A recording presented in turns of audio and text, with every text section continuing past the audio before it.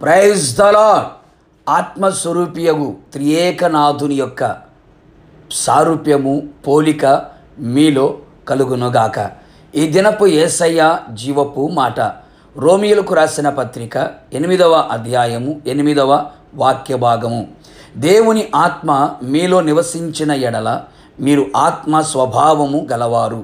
పరిశుద్ధాత్మ కొరకు కనిపెట్టి ప్రార్థించి ఆత్మను పొందుకొని ఆత్మానందముతో ఆత్మీయాత్రలో నడిపించబడుచున్న ఆత్మ సంబంధులారా, మనలో దేవుని ఆత్మ నివాసము చేయాలి. అనేకులు ఆత్మను పోగొట్టుకొనిన వారై, ఆర్పివేసుకొనిన వారై ఆత్మకు విరోధముగా మారిపోయారు. మనతో ఆత్మ ఎల్లప్పుడూ ఉండునట్లు, నివాసము చేయునట్లు ఆత్మను పొందుకొని ఆత్మకు విధేయులమై ఉందుము. అప్పుడు మనమందరము ఆత్మ స్వభావము గలవారమై ఉందము.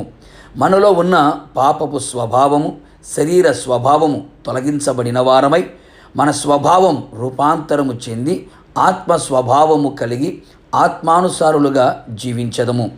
ఆత్మ నియమము గలవారమై ఆత్మీయాత్రలో కొనసాగెదము. అప్పుడు ఆత్మానుసారమైన వాటి మీదనే మనస్సు ఉంచెదము.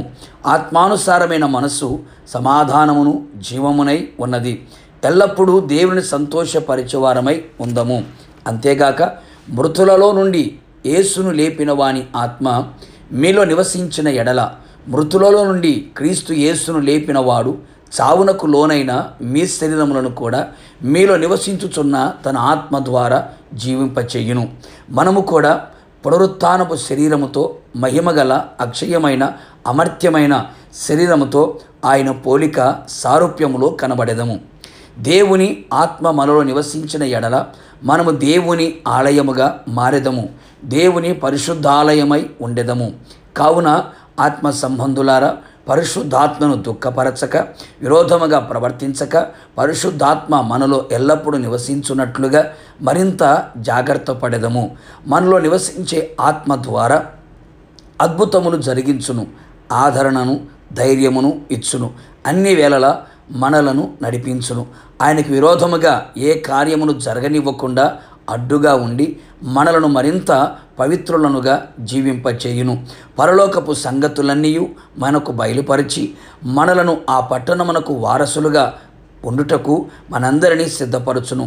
తండ్రికి అనుకూలముగాను ప్రీతికరముగాను జీవించే విధానమును మనకు నేర్పించి మనలను ఆయన వంటి వారిగా, ఆయన సమరూపములోనికి మనలను మార్చును.